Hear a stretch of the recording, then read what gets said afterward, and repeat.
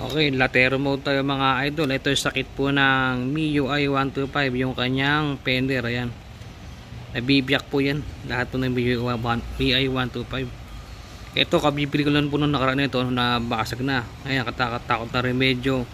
So ginawa ko, lalagyan ko na ng yero para may uupuan yung mga bolt. Ayan, latero mode tayo ngayong Sunday. Shout out po sa lahat. Ito mga load, nakaposisyon na yung pinaka magiging bracket para hindi po gumagalaw itong base. Ayan, mamaya luluwang ang butas para sumakto yung bolt. Ayan, tipid muna hanggang wala pa tayo pambiling bago. Pwede pa naman eh. A few hours later. So, mga idol, nakikabit na po na natin. Ayan, hindi na siya umuuga. Ayan, stable na ulit. Andun yung ayun yung ginawa natin. Ayun, hindi na siya umuuga. Nakasave tayo na 600 pesos para sa front fender. Ayan, okay na.